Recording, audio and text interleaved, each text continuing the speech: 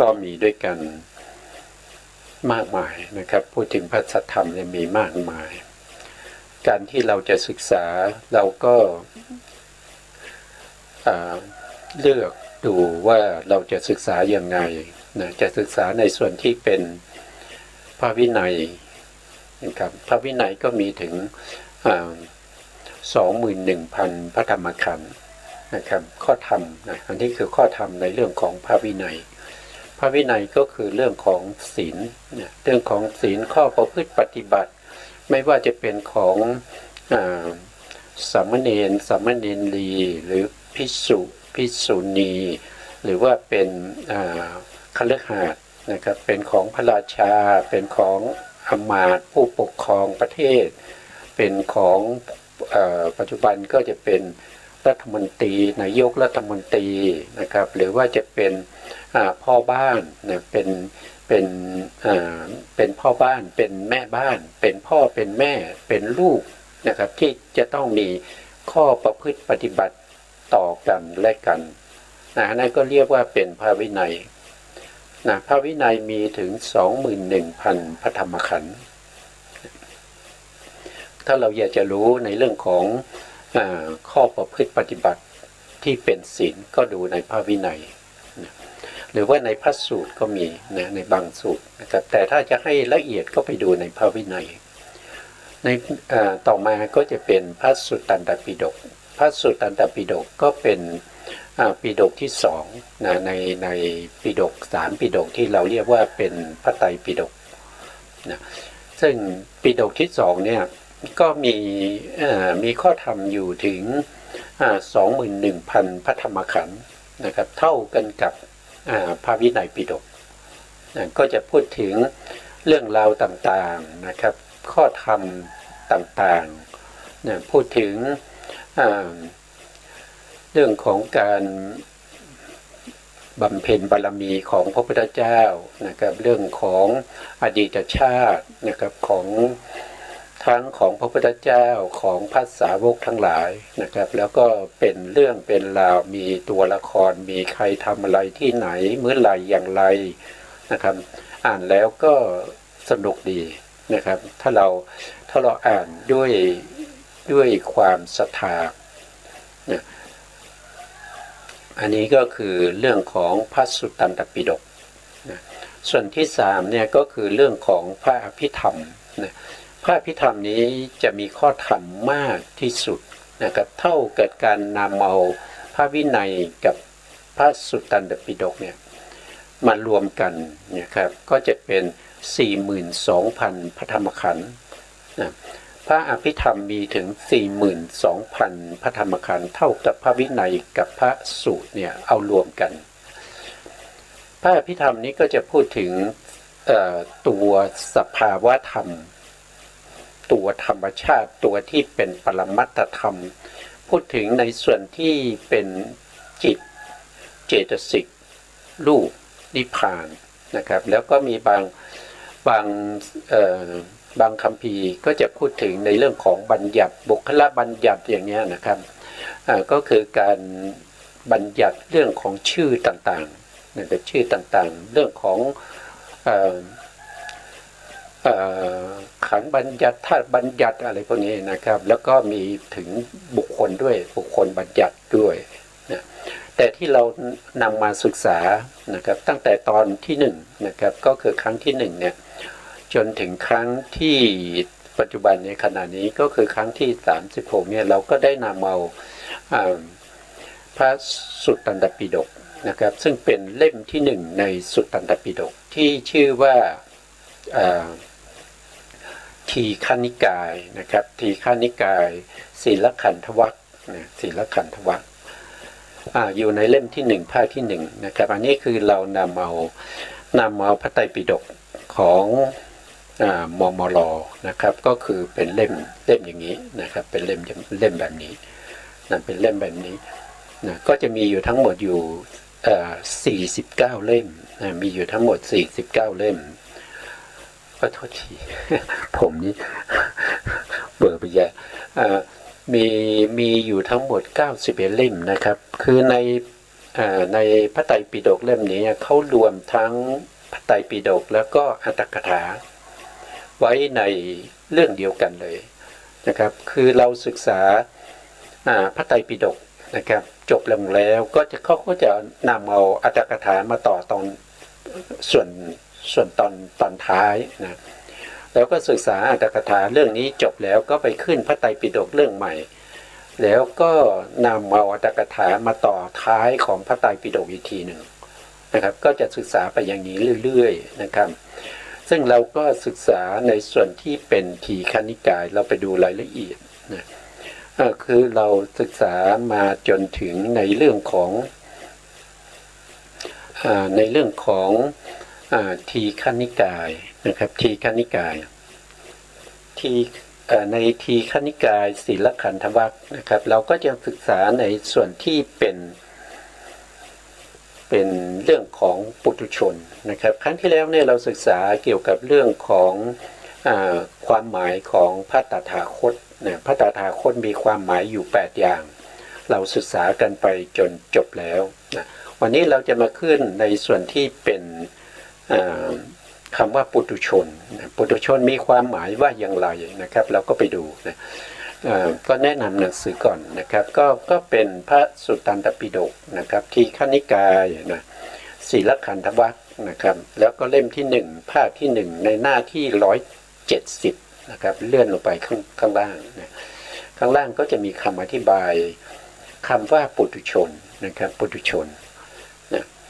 คำว่าปุถุชนเนี่ยก็มีความหมายมีคำอธิบายดังนี้นะในคำว่าเยนะปุตุชโนนี้มีคำอธิบายดังต่อไปนี้พระพุทธเจ้าผู้เป็นเผ่าพันธุ์พระอาทิตย์ตรัสว่าปุถุชนมีอยู่2อย่างนะ2พวกที่1ก็คือได้แก่อันทะปุถุชนอันทะเนี่ยแปลว่าบอดเป็น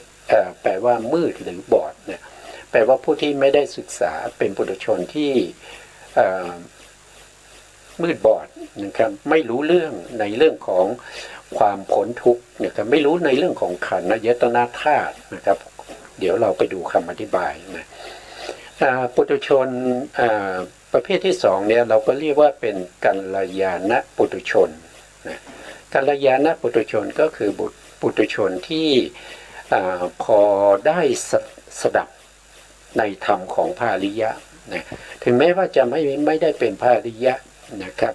หรือว่าจะเป็นพระอริยะเนี่ยก็ถือว่าเป็นกัลยาณปุถุชนนะดังนี้นะครับ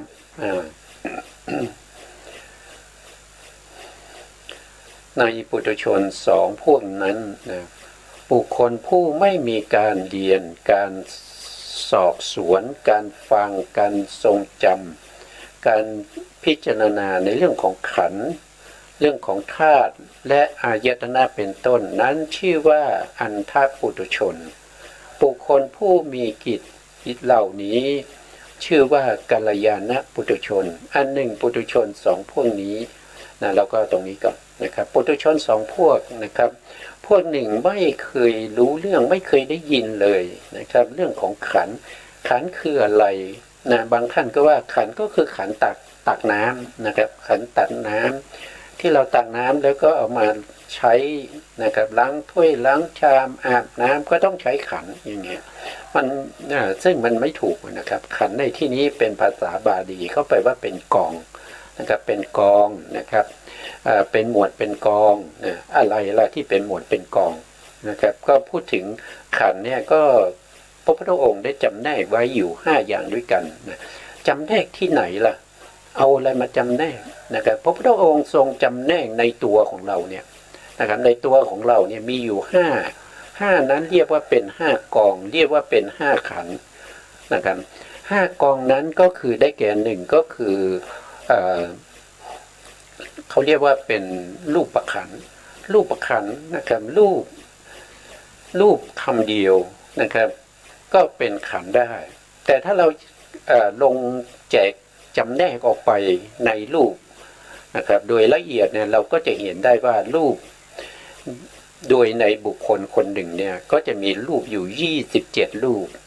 นะอยู่27รูปแต่ถ้าว่าโดยปรมัตถ์ก็จะมีอยู่28 ทำไมเราจำแนกแต่ละบุคคลมีแค่27ก็เพราะว่ามีรูปหนึ่งที่แสดงถึงภาวะของความเป็นหญิงหรือเป็นชายเพราะฉะนั้นในขณะที่เป็นผู้หญิงก็ไม่ใช่ผู้ชายในขณะที่เป็นผู้ชายก็ไม่ใช่ผู้หญิงเพราะฉะนั้นก็แต่ละท่านก็จะมีรูปอยู่27รูปในรูป27รูปนี้ก็จะแยกออกมาเป็นรูปที่มีสภาวะนะสภาวะโดยตัวของเขาเองกับรูปที่ไม่มีสภาวะในตัวต้องอาศัยสภาวะจากรูปอื่นตัวเองถึงมีสภาวะขึ้นมาได้นะสภาวะที่มีจริงๆนั้นเราเรียกว่าเป็นนิพพานรูปนะแยกโดยตัวบุคคลแล้วนิพพานรูปก็จะมีอยู่แต่ละบุคคลก็จะมีอยู่17รูปแต่ถ้าแยกว่าโดยรวมก็จะมีอยู่18รูปนะส่วนนิพพานรูปเป็นรูปที่ไม่มีสภาวะของตัวเองต้องอาศัยสภาวะของนิพพานรูปก็มีอยู่10รูปรวมแล้วก็จะมีอยู่ทั้งหมดนะครับ28รูปอย่างนี้เรียกว่าเป็นรูปประการเพราะอะไรก็เพราะว่ามีถึง28รูปนะมีถึง28รูปก็เป็นกองหนึ่งนะก็เป็นกองหนึ่งอย่างเช่นธาตุอย่างเงี้ยนะธาตุก็มีหลายในนะแต่ในที่นี้เราพูดถึงธาตุ18นะธาตุ18นี้ก็คือจำแนกในตัวเรานี่เหมือนกันนะก็จำแนกในตัวเราเหมือนกันนะธาตุ18ก็อยู่ในตัวเรานี่แหละนะครับทั้งขันธ์และอายตนะนะครับถ้าว่าไปโดยธาตุ18เนี่ยเมื่อเทียบกับขันธ์5นะครับก็สามารถที่จะรวมลงในขันธ์5ได้หรือว่าถ้าขันธ์5สามารถกระจายเป็นธาตุ18ได้นะครับก็คืออันเดียวกันแต่ทำไมพระพุทธองค์จึงแสดงไว้ถึง2อย่าง ก็เพราะว่าขึ้นอยู่กับอัธยาศัยของเวนยสัตว์ผู้ฟังธรรมทั้งหลายบางท่านอาจจะชอบเรื่องของขันธ์พระพุทธองค์ก็แสดงจำแนกในเรื่องของขันธ์ให้ฟังบางท่านอาจจะสะสมบารมีมามีบุญญาบารมีในเรื่องของธาตุพระพุทธองค์ก็จะจำแนกแสดงโดยความเป็นธาตุ18ให้นะครับธาตุนี้มีหลายในนะครับอย่างเช่นในพระสูตรเนี่ยพระเจ้าปุกุสาตินะปุกุสาติเนี่ยท่านเป็นพระราชาอยู่เมืองตกศิลานะท่านเป็นผู้ที่สะสมบารมีมาตั้งแต่อดีตชาติโดยเฉพาะในสมัยชาติที่ท่านเป็นพระภิกษุนะครับอยู่ท้ายศาสนาของพระพุทธเจ้าองค์ก่อนนะครับองค์ก่อนก็คือองค์ที่องค์ที่มีพระนามทรงพระนามว่ากัสสปะสัมมาสัมพุทธเจ้าก่อนพระพุทธเจ้าของเรานะครับก่อนพระพุทธเจ้าของเราไปถ้าว่าโดยอายุกับก็หลายรอบอยู่นะครับก็หลายรอบอยู่สมัยนั้นนะครับพระพุทธเจ้ากัสสปะนี้ท่านมีอายุอยู่ถึง20,000 ปีนะครับคืออายุกับของมนุษย์ในยุคนั้นมีถึง 20,000 ปีนะท่านก็บวชเป็นพระภิกษุนะครับปุกุสาติเนี่ยท่านก็บวชเป็นพระภิกษุแล้วก็อยู่ท้ายศาสนาก็คือพระพุทธเจ้ากัสสปะเนี่ยท่านได้ปรินิพพานไปแล้วเมื่ออยู่ท้ายศาสนาเนี่ยศาสนานั้นก็มีพระภิกษุที่อยู่ร่วมกันเนี่ยก็เป็นพระภิกษุที่ไม่ค่อยยึดถือพระธรรมวินัยนะครับไม่ค่อยศึกษาในพระปริยัติธรรมเอาแต่เรื่องของลาภสักการะทั้งหลายนะครับคล้ายๆว่าศาสนาใกล้จะเสื่อมใกล้จะเสื่อมแล้วนะภิกษุที่มีความศรัทธาในพระธรรมคำสั่งสอนข้อประพฤติปฏิบัติท่านก็รวบรวมกันนะครับมีอยู่ถึง7รูปด้วยกันนะ7รูปนี้ฝักใฝ่ในการปฏิบัติตรงตามพระธรรมวินัยของพระพุทธเจ้าก็ชวนกันไปประพฤติปฏิบัติในป่านะครับให้ไกลจากพระภิกษุสงฆ์ที่ จะทำอันตรายแก่พวกเขาได้ไม่ว่าจะทำอันตรายในเรื่องของร่างกายวาจาหรือการดูถูกเหยียดหยามดูหมิ่นนะครับหรือว่าจะทำลายในเรื่องของการบิณฑบาตอาหารอะไรพวกนี้นะครับก็พากันไปที่ไม่มีใครรู้จักก็คือในป่านะไปแล้วไปพบกับภูเขานี้เป็นภูเขาขาดนะครับก็คือเป็นภูเขาสูงขึ้นไปไม่มีทางขึ้นนะไม่มีทางขึ้นพระภิกษุเหล่านั้นก็ช่วยกันนะครับช่วยกันหาไม้ไผ่หาไม้นะครับมาทำเป็นบันไดไต่ขึ้นไปนะครับพอไต่ขึ้นไปถึงบนเขาแล้วพระภิกษุเหล่านั้นก็ตกลงกันว่าเราจะแยกกันปฏิบัติธรรมอยู่บนเขานี้นะแล้วก็ผลักบันไดนะครับพอผลักบันไดแล้วก็ไม่มีใครที่จะลงมาได้นะทุกท่านก็ปฏิบัติด้วยความอุทิศนะครับผ่านไปได้1 คืนก็มีพระมหาเถระรูปหนึ่งนะครับท่านก็สามารถที่จะทำให้มรรคผลเกิดขึ้นจนได้เป็นพระอรหันต์นะครับท่านก็ได้เป็นพระอรหันต์เมื่อท่านเป็นพระอรหันต์แล้วเนี่ยท่านก็มีอภิญญานะครับมีอภิญญามีวิโมกข์มีปฏิสัมภิทาท่านก็เช้ามาท่านก็เหาะจากเขาขาดไปทวีปอื่นนะครับไม่ใช่ทวีปชมพูทวีปไม่ใช่ไปที่ทวีปอุตรกุลุทวีปนะครับซึ่งอยู่ทางทิศเหนือของภูเขาสีเนรุแล้วก็ไปบิณฑบาตนะครับแล้วก็ฉันแล้วก็บิณฑบาตส่วนหนึ่งแล้วก็หอบกลับมานะครับ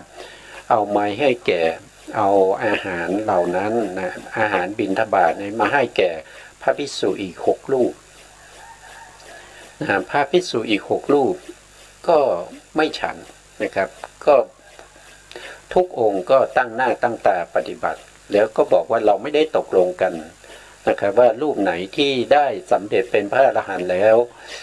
จะเหาะไปเพื่อจะ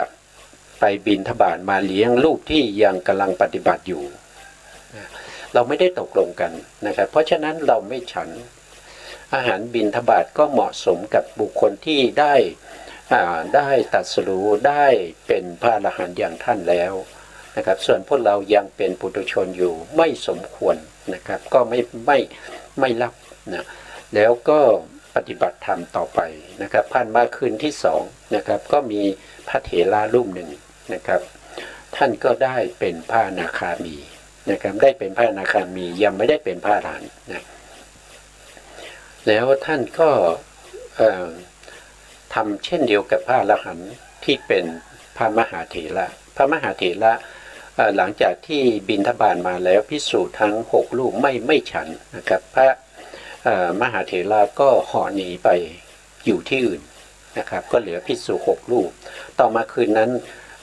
พระภิกษุที่เป็นพระเถระก็ได้เป็นพระอนาคามีนะแล้วก็เหาะไป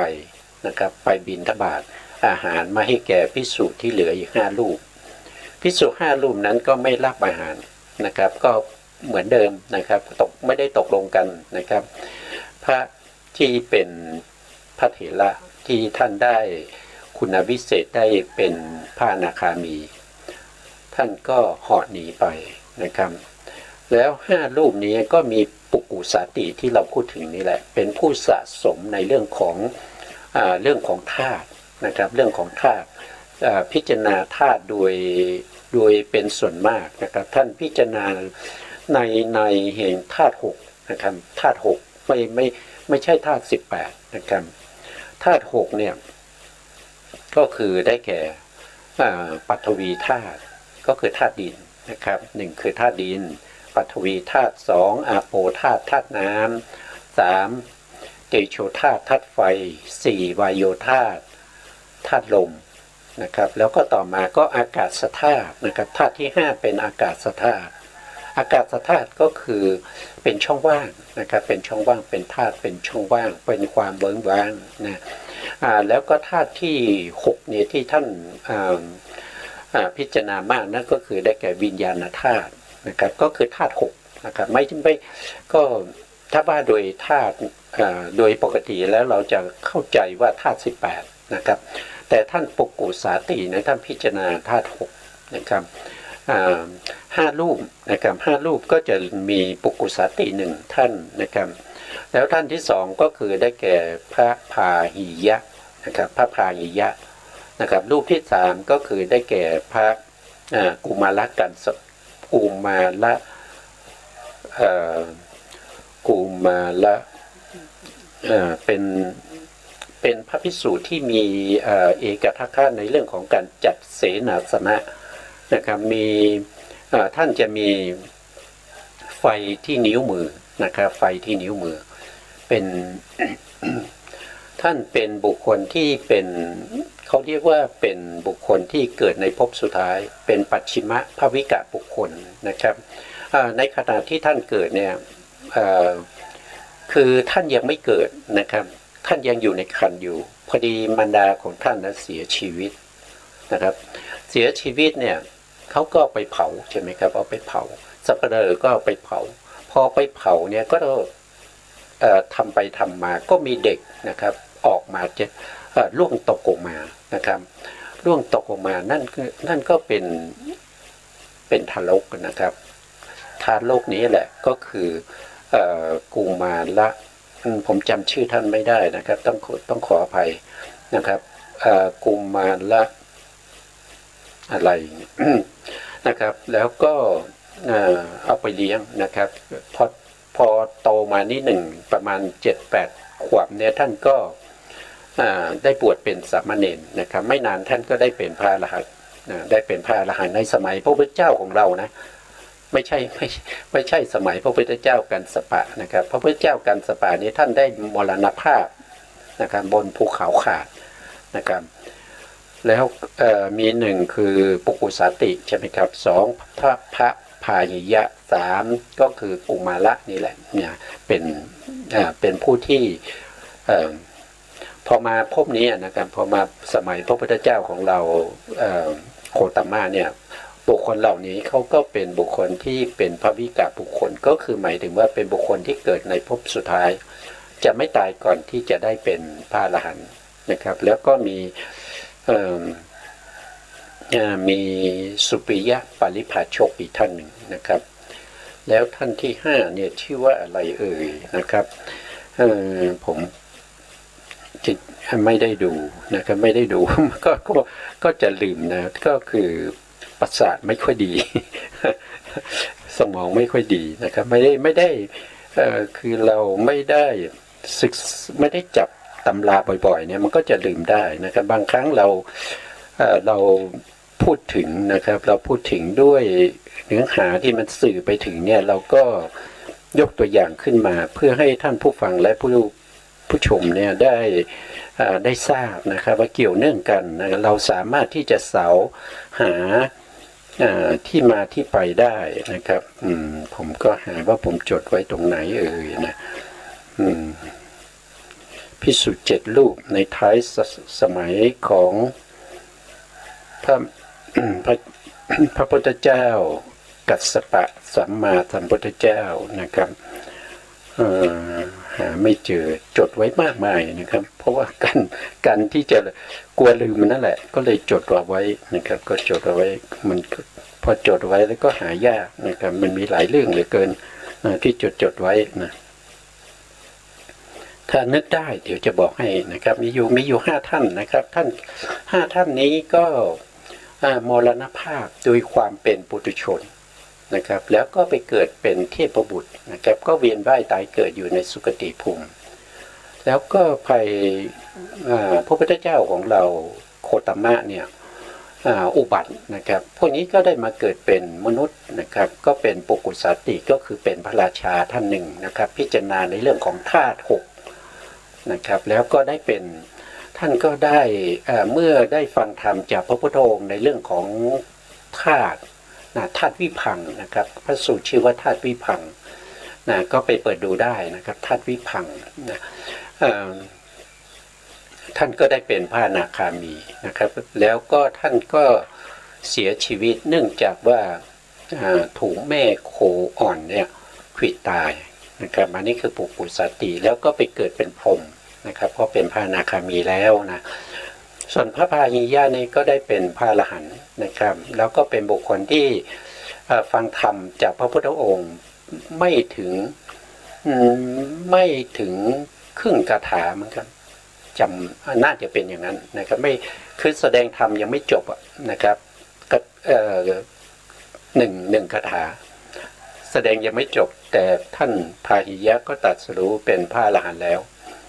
นะครับอันนี้ก็ถูกแม่โคขวิดตายเหมือนกันนะครับแล้วก็ปรินิพพานไปแล้วนะ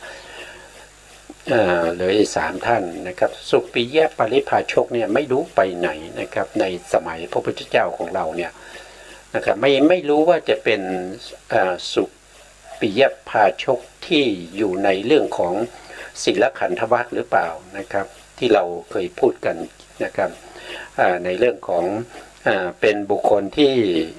เป็นปริภาชกนะครับเป็นบุคคลที่มีความเห็นผิดน่าจะไม่ใช่คนเดียวกันนะครับแล้วก็มีอีกท่านหนึ่งจำชื่อไม่ได้นะครับอันนั้นก็คือได้แก่เราพูดถึงว่าเรื่องของธาตุนะครับการที่พระพุทธองค์ทรงแสดงธรรมเนี่ยพระพุทธองค์รู้อัธยาศัยของสัตว์ทั้งหลายเนี่ยก็พยายามที่จะแสดงธรรมที่เอื้อประโยชน์แก่ผู้ฟังนะให้ผู้ฟังเนี่ยได้ตรัสรู้ธรรมได้โดยง่ายไม่ยากเพราะพระพุทธองค์รู้อัธยาศัยรู้อุปนิสัยรู้ความแก่อ่อนของอินทรีย์นะครับก็จะแสดงธรรมตามนั้นนะให้เขาเนี่ยได้ตรัสรู้ธรรมนะส่วนบุคคลที่เป็นอันธปุถุชนเนี่ยเป็นบุคคลที่ไม่เคยสนใจในเรื่องข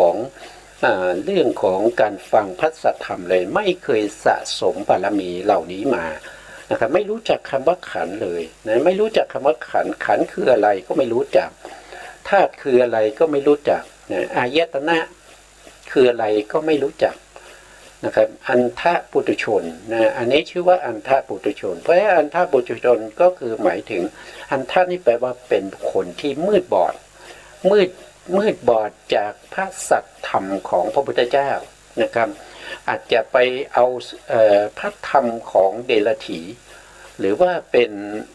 มิจฉาทิฏฐินะครับในสมัยพุทธกาลก็ได้เหล่านั้นก็ถือว่าเป็นอันทปุถุชนเหมือนกันนะครับก็คือผู้ที่ไม่เคยได้รับฟังธรรมของพระอริยเจ้านะในเรื่องของขันธ์อายตนะธาตุพวกนี้นะส่วนบุคคลที่ชื่อว่ากัลยาณปุถุชนก็คือบุคคลที่มีคุณธรรมตรงข้ามกับอันทปุถุชนเป็นบุคคลที่ได้รับฟังในเรื่องของขันธ์ในเรื่องของธาตุในเรื่องของอายตนะแล้วก็เป็นบุคคลที่เข้าใจนะครับแล้วก็ทรงจำไว้ได้หรือว่าบางทีก็ยังสามารถที่จะนำไปแสดงให้แก่บุคคลอื่นฟังได้ด้วยนะครับก็เรียกว่าเป็นกัลยาณปุถุชนนะครับปุถุชนสองพวกนี้นะครับก็ตรงนี้ตัวหนาๆเนี่ยถ้าเป็นบาลีก็เป็นคาถานะครับเป็นคาถาแต่ท่านแปลมาก็จะไม่สอดคล้องกันเท่าไหร่นะครับชื่อว่าปุถุชนด้วยเหตุทั้งหลายมีการยังกิเลสมากมีการยังนะครับไม่ใช่ยังมีการยังกิเลสมากมายให้เกิดขึ้นนะปุถุชนเนี่ยเป็นผู้ที่มากด้วยกิเลสนะมีกิเลสหนาเท่าแผ่นดินนะเป็นปุถุชนนะชนที่เป็นพวกหนึ่งนะชนนี้เป็นพวกหนึ่งเพราะยังลงภายในของปุถุชนนั้นนะก็คือมีกิเลสมากมายหนาเท่าแผ่นดินนั่นแหละเป็นปุถุชนนะครับปุถุชนนี้ก็คือได้แก่ปุถุชนที่เรียกว่าเป็นอันทปุถุชนนะครับถ้าเป็นกัลยาณปุถุชนเนี่ยก็มีกิเลสที่ไม่มากเหมือนกับอันทปุถุชนนะครับ อาจจะมีกิเลส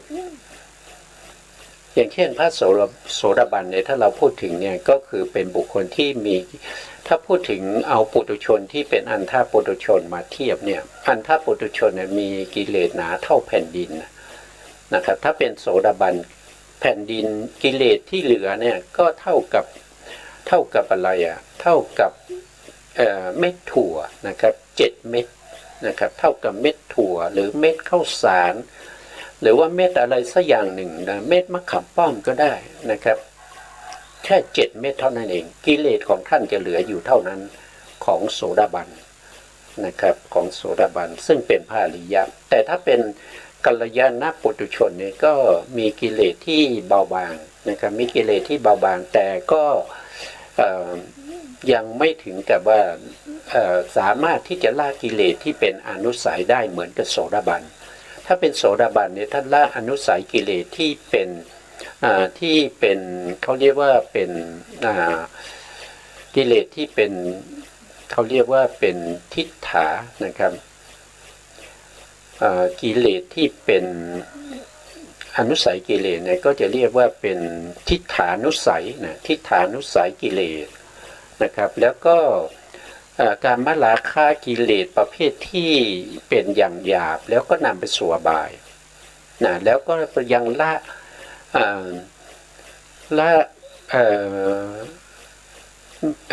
เขาเรียกว่าเป็นความตนีนะครับความตนีก็ละได้นะครับมัชฌริยะอิสสาเนี่ยละได้นะครับถ้าเราดูในแผนภูมิเนี่ยเราก็จะเห็นได้ว่าอย่างเช่นพระโสดาบันเนี่ยท่านละอะไรได้บ้างนะครับท่านก็ละ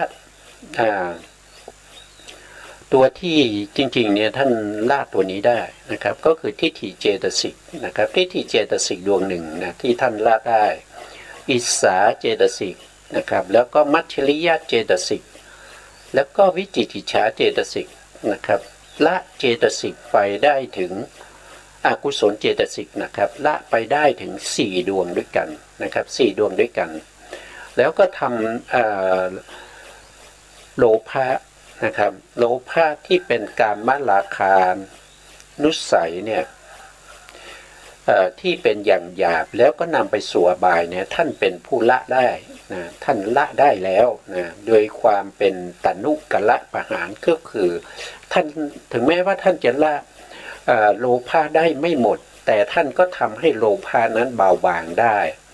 แล้วก็โทสะด้วยนะโทสะในส่วนที่นำไปสู่อบายเนี่ยท่านก็ละไปได้นะโทสะที่เป็นอย่างหยาบนะก็ละได้นะครับนะถ้าเราพูดถึงจิตเนี่ยนะก็คือละจิต4 ดวงที่เป็นทิฏฐิคตสัมปยุตตจิต4นี้ไม่เกิดกับผู้ที่เป็นโสดาบันนะเพราะว่าละได้ตั้งแต่สมัยที่ท่านเป็นโสดาปัตติมัคคบุคคลนะครับก็คือโลภะมูลจิตดวงที่1นะครับสมนัสสตากตังทิฏฐิคตสัมปยุตตังอสังขาริกังจิตที่เกิดขึ้นโดยไม่มีการชักชวนพร้อมด้วยความดีใจประกอบด้วยความเห็นผิดอันนี้คือดวงที่1ดวงที่2ดวงที่2ที่เป็นโลภะ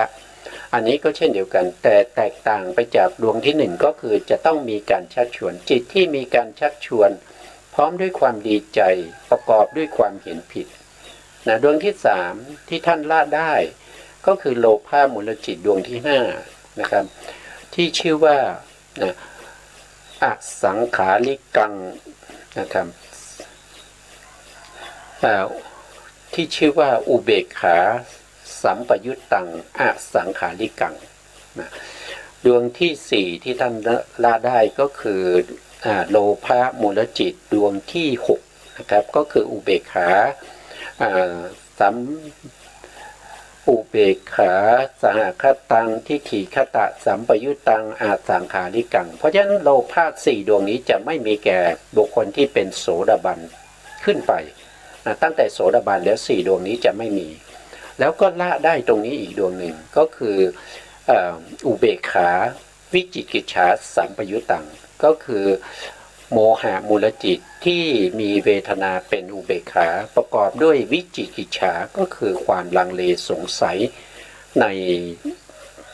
สภาวธรรมที่ควรเชื่อนะครับแต่ไปลังเลสงสัยนั่นแสดงว่าโสดาบันนะครับก็ละ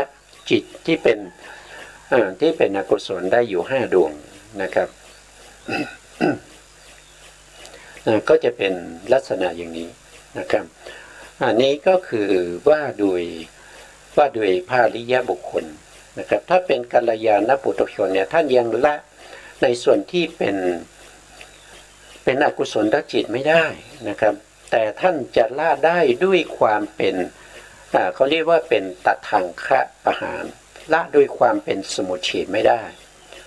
อย่างเช่นเวลาที่ท่านพิจารณาในเรื่องของขันธ์เนี่ยท่านก็มีจิตเป็นมหากุศลในขณะจิตของท่านเป็นมหากุศลนั้นก็แสดงว่าท่านละอกุศลและจิตด้วยความเป็นตัดทางคะประหารถึงแม้ว่าละได้เป็นครั้งเป็นคราวก็ยังดีกว่าปล่อยให้อกุศลจิตเกิดขึ้น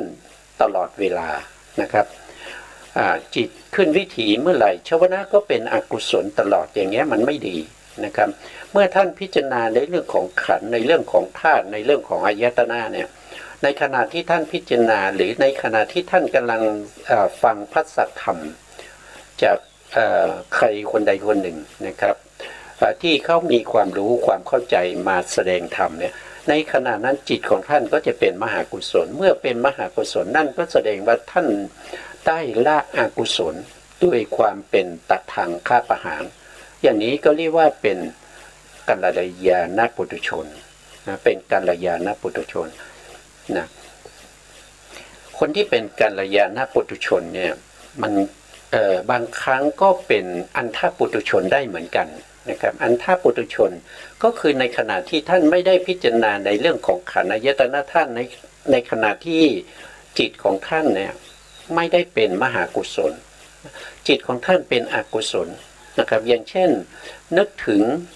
งอะไรนึกถึงแฟนอย่างเงี้ยแล้วเกิดความอาลัยอาวรณ์เกิดความยินดีพอใจเกิดความเขาเรียกว่าโดยย่อก็คืออัศสาทะเกิดอัศสาทะใช่ไหมคือความยินดีพอใจเพลิดเพลินในอารมณ์นั้นอ่ะอันนั้นก็เป็นโลภะในขณะที่เป็นโลภะท่านก็จะต้องเป็นบุคคลที่เป็นปุถุชนแต่ไม่ได้เป็นกัลยาณปุถุชนแล้วท่านก็เป็นอันธปุถุชนนะนั่นก็คือถ้าเรายังไม่ได้เป็นพระอริยบุคคลเนี่ยอย่าไปคิดว่าตัวเองจะเป็นกัลยาณปุถุชนตลอดไปนะมันไม่ใช่อย่างนั้นนะแต่เมื่อไหร่ที่คุณธรรมของท่านยังไม่เข้าถึงโลกุตระคุณธรรมของท่านยังเป็นโลกิยะถึงแม้จะเป็นฝ่ายที่เป็นกุศลใช่ไหมครับเป็นกุศลที่เป็นโลกิยะแต่อย่าหวังว่าท่านจะเป็นกัลยาณปุถุชนตลอดไปมันเป็นไปไม่ได้นะเมื่อเรายังเป็นปุถุชนอยู่เนี่ยเราก็จะต้องมีทั้งกุศลและก็อกุศลนะเมื่อไหร่ที่เรามีจิตที่เป็นอกุศลเช่นมีความยินดีพอใจในเรื่องของรูปเสียงกลิ่นรสการถูกต้องนะโผฏฐัพพะความยินดีพอใจในการนึกคิดนะครับเหล่านี้เกิดขึ้นเมื่อไหร่นั่นแสดงว่าท่านเป็นอันธปุถุชนนะไม่ได้เป็นกัลยาณปุถุชนนะอันนี้ก็ให้พวกเราพิจารณาให้ท่องแท้นะครับไม่ใช่ว่าเป็นกัลยาณปุถุชนแล้วเพราะเราได้ศึกษาแล้วเราเรียนพระอภิธรรมเราเข้าใจเรื่องของขันธ์ไหมก็เข้าใจเรื่องของธาตุเข้าใจไหมเรื่องของอายตนะเข้าใจไหมอินทรีย์เข้าใจไหมนะก็เข้าใจดีปฏิจจสมุปบาทเราก็เรียนแล้วสติปัฏฐาน4เราก็ท่องได้นะแต่เรายังไม่ได้เป็นโสดาบันเรายังเข้าไม่ถึงความเป็นโลกุตระเรายังไม่ได้เป็นอริยบุคคลอย่างเงี้ยเราก็มีโอกาสที่จะเป็นอันธปุถุชนเมื่อจิตของเราเป็นไปด้วยอกุศลจิตดวงใดดวงหนึ่งเกิดขึ้นมาทำหน้าที่ชาวนะแล้วก็วิถีนั้นเกิดบ่อยๆนั้นก็เราก็เป็นอันธปุถุชนบ่อยๆนั่นเองนะครับส่วนพระโสดาบันเนี่ยนะครับบางท่านอาจจะสงสัยว่า พระโสดาบันนี้ท่านก็ยังมีกิเลสบางส่วนอยู่นี่นะครับจิตของท่านยังเป็นอกุศลจิตได้ถึง7 ดวงด้วยกันนะครับท่านก็ต้องเป็นอันธปุถุชนสินะครับก็ตอบว่าถ้าพูดอย่างนั้นก็ได้นะครับในขณะที่จิตของท่านเนี่ยเป็นโลภะใช่ไหมโลภะที่เป็นทิฏฐิคตาวิปยุตตจิต4เนี่ยนะหรือว่าในขณะที่จิตของท่านเป็นโทสะมูลจิต2หรือว่าในขณะที่จิตของท่านเนี่ยเป็นอุทธัจจะนะครับอุทธัจจะก็คือความฟุ้งซ่านเป็นโมหะมูลจิตดวงหนึ่งในขณะจิตพวกนี้เกิดขึ้นเนี่ยจิตพวกนี้เกิดขึ้นเนี่ยความเป็นอำนาจของจิตเนี่ยจิตเหล่านี้เขาไม่ได้นำไปสู่อบายนะครับของโสดาบันนะเขาไม่ได้นำไปสู่อบายนะเพราะว่าในส่วนที่นำไปสู่อบายเนี่ยที่เป็นอย่างหยาบนำไปสู่อบายเนี่ยเขาประหารได้แล้วด้วยตานุกละประหารคำว่าตานุกละประหารนี้หมายความว่าเมื่อประหารแล้วสิ่งนั้นจะไม่เกิดอีกแต่เขาไม่ได้ประหารให้หมดไปทั้งจิตเลยจึงไม่เรียกว่าเป็นสมุเฉทประหารแต่ถ้าสามารถกำจัดจิตนั้นให้หมดไปทั้งดวงเลยอย่างเช่นโลภะมูลจิตที่เป็นทิฏฐิคตสัมปยุตตจิต4เนี่ยที่ท่านกำจัดไปเนี่ยด้วยความเป็นสมุเฉทเนี่ย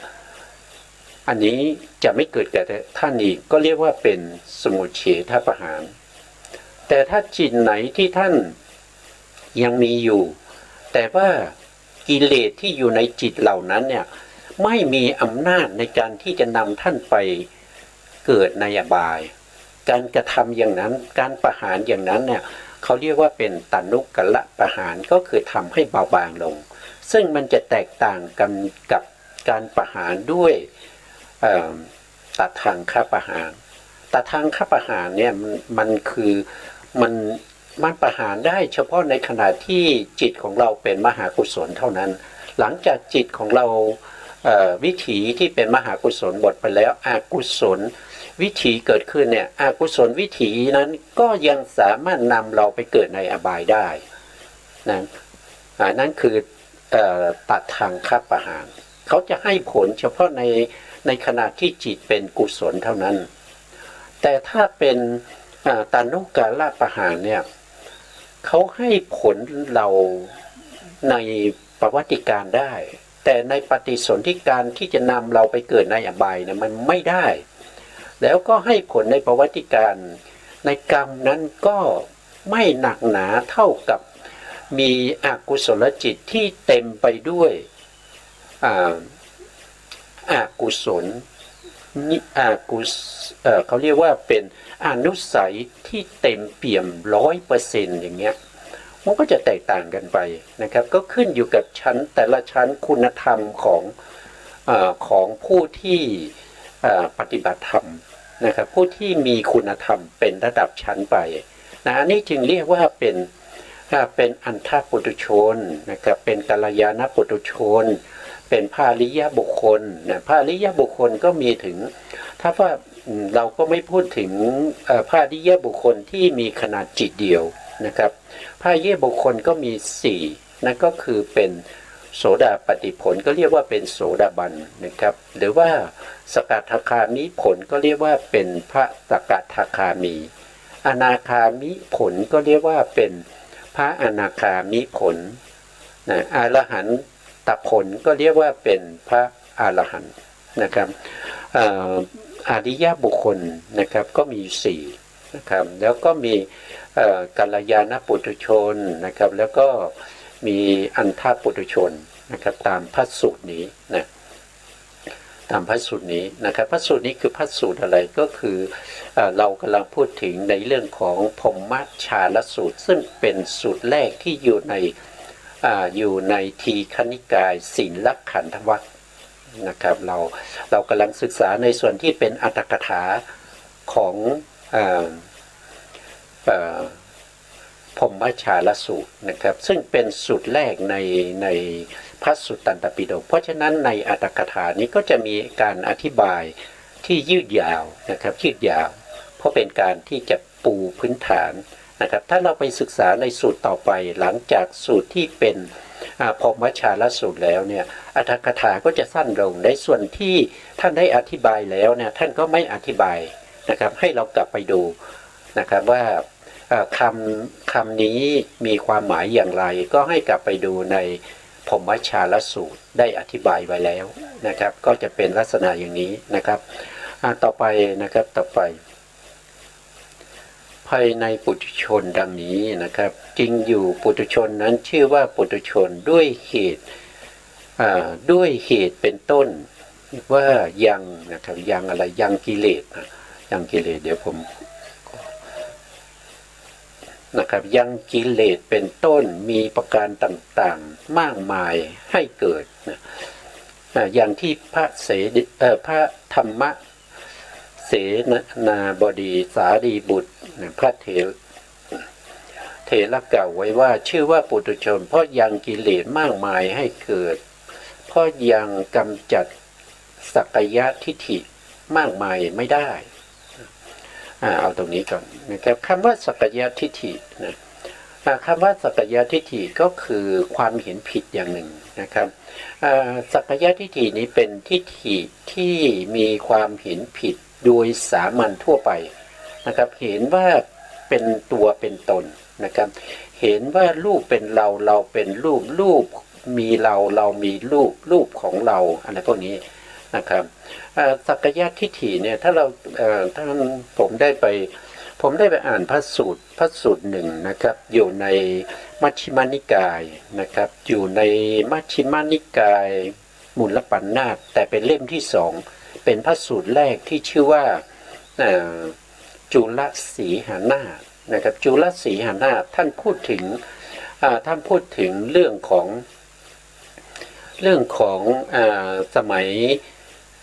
ที่ยังไม่มีพระพุทธศาสนาเนี่ยศาสนาที่เป็นมิจฉาทิฏฐิทั้งหลายไม่ว่าจะเป็นศาสนาอะไรก็ตามในชมพูทวีปเนี่ยมีมากมายนะปัจจุบันเฉพาะในประเทศอินเดียเนี่ยเขาบอกว่ามี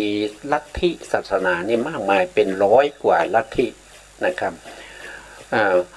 ซึ่งศาสนาเหล่านี้เนี่ยเป็นศาสนาที่ไม่ได้มีความรู้ความเข้าใจจริงแล้วก็ไม่สามารถที่จะนำคำสั่งสอนของศาสดาของเขาเนี่ยมาปฏิบัติแล้วให้พ้นไปจากทุกข์ได้จริงๆเหมือนกับศาสนาของพระพุทธเจ้านะครับเพราะฉะนั้นเมื่อพระพุทธเจ้าอุบัติขึ้นมาในยุคในสมัยใดก็ตามนะครับศาสนาพวกนี้ถึงมีมาก่อนพระพุทธเจ้ามีมาก่อนพระพุทธศาสนาก็จริงศาสนาเหล่านี้จะขัดแคลนในเรื่องของลาภสักการะเพราะอะไรก็เพราะว่า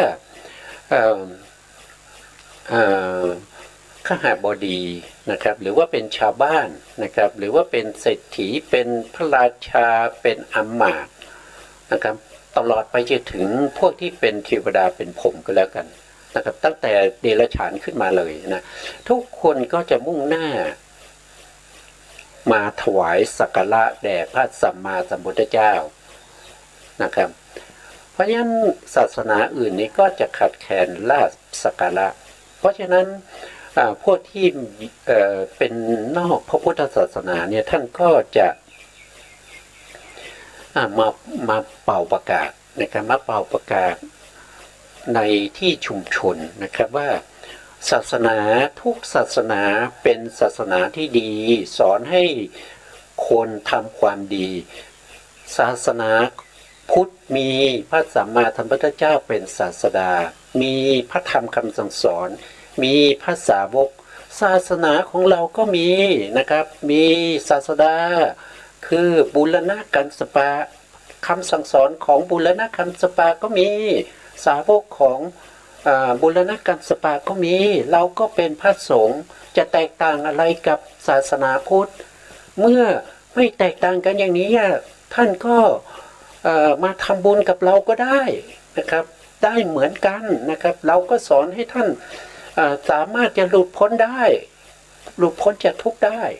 นะครับในสมัยนั้นเขาจะไม่ว่าศาสนาไหนก็จะพูดอย่างเงี้ยนะครับเพราะว่าอะไรก็เพราะว่า ไม่มีลาภสักการะเพราะว่าฆราวาสนะครับเขารู้นะครับว่าเขารู้ว่า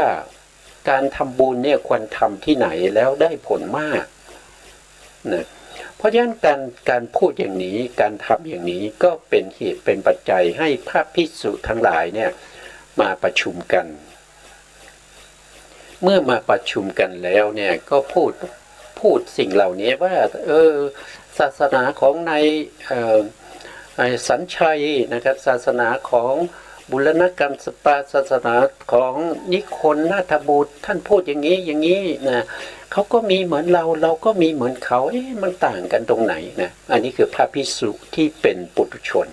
ก็สนทนากันในศาลาฟังธรรมนะพระพุทธองค์รู้อย่างนั้นเนี่ยพระพุทธองค์ก็หายตัวจากคันธกุฎีไปปรากฏตัวอยู่ที่ศาลาฟังธรรมนะทรงประทับนั่งอยู่บนอาสนะที่เขาปูไว้แล้วก็ตัดแก่ภิกษุทั้งหลายเหล่านั้นว่าตอนแรกเนี่ยพระพุทธองค์ก็ถามก่อนนะพวกเธอสนทนากันเรื่องอะไรนะครับแล้วก็พูดอะไรค้างไว้นะภิกษุทั้งหลายก็ตอบว่าเรากำลังสนทนาเรื่องของสมณะในศาสนาของลัทธิอื่นนะครับที่เขาพูดอย่างนี้นะครับพระพุทธองค์ก็บอกว่านะครับถ้าเขาพูดอย่างนี้นะครับให้พวกเราเนี่ย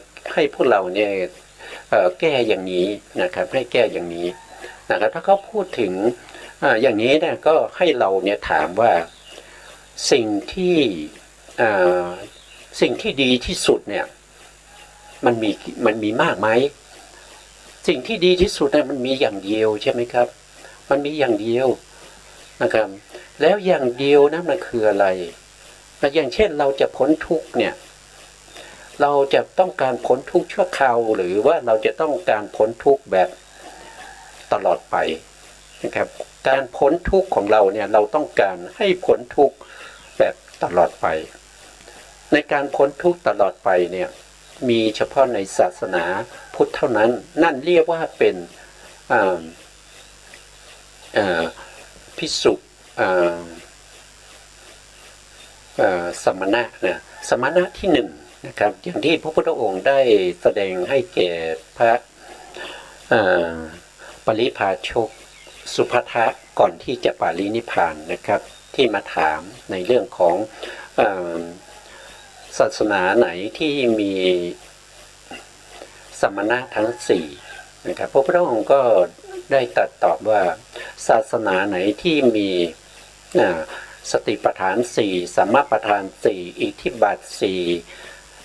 มรรคมีองค์8นะครับหรืออริยสัจสี่ศาสนานั้นก็จะมีสมณะมีสมณะที่1ที่2ที่3ที่4นะครับตั้งแต่เราบวชมานะครับตั้งแต่อายุ27จนมาถึงอายุ80เนี่ย50ตั้งแต่ได้เป็นผู้45พรรษานะครับ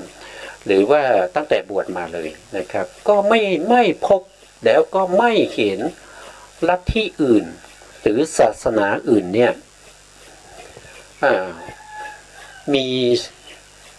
มีสมณะที่1สมณะที่2สมณะที่3แล้วก็สมณะที่4ไม่มีเลยนะครับนอกจากศาสนานี้เท่านั้นนะที่เป็นพระพุทธศาสนานี้เท่านั้นที่มีสมณะทั้ง4ตั้งแต่สมณะที่1ที่2ที่3ที่4นะครับมีเฉพาะในศาสนานี้เท่านั้นเพราะฉะนั้นเนี่ยถ้าเราฟังตรงนี้ย่อๆเนี่ยให้พวกเราได้เข้าใจว่าการที่มีบุคคลบางบุคคลเนี่ยเข้ามากล่าวจ้วงจาบพระพุทธศาสนาของเราว่าศาสนาของเขาก็สอนให้เป็นคนดีศาสนาเราก็สอนให้เป็นคนดีมันจะต่างกันตรงไหนนะครับเพราะฉะนั้นเราก็เอาพระสูตรนี้แหละจุลสิงหนาสูตรในมัชฌิมานิกายเนี่ยไปตอบเขาได้เลยนะครับว่ามันไม่เหมือนกันนะครับเพราะว่าคุณความดีที่สูงที่สุดเนี่ยที่จะให้พ้นทุกข์ตลอดไปเนี่ยมีเฉพาะในศาสนาพุทธเท่านั้นมีข้อปฏิบัติมีข้อประพฤติในการที่จะทำให้ บุคคลที่สนใจในเรื่องของความพ้นทุกข์เนี่ยได้พ้นทุกข์จริงๆนะครับไม่เหมือนกับศาสนาอื่นพ้นทุกข์ชั่วคราวมันไม่ได้ดีเหมือนกันนะครับดีมันต่างกันไม่เหมือนกันนะครับให้พวกเราได้เข้าใจนะครับเพราะฉะนั้นก็อย่าไปพูดว่าทุกศาสนาเป็นศาสนาที่สอนให้คนเป็นคนดีนะมันดีไม่เท่ากันนะครับมันดีไม่เท่ากันเพราะฉะนั้นก็ฝากไว้นะครับวันนี้เวลาเราก็หมดนะเราก็หมดเช่นเคยนะครับเพราะฉะนั้นก็เรื่องของเราก็ยังพูดกันยังไม่จบนะครับยังไม่จบแต่ว่ายังมีเนื้อหาที่จะพูดกันอีกก็คงจะต้องเอาไว้ในโอกาสต่อไปนะครับเพราะว่าถ้าเราใช้เวลาจริงๆแล้วก็ต้องใช้เวลามากอยู่นะครับในพระธรรมคำสั่งสอนของพระพุทธเจ้าเนี่ยไม่ใช่ว่ามันเป็นสิ่งที่ลึกล้ำอัศจรรย์นะครับถ้าเราไม่ได้ศึกษาจริงๆนะเราไม่เข้าใจนะครับเราไม่สามารถที่จะกล่าวแก้คำสบประมาทของศาสนาอื่นได้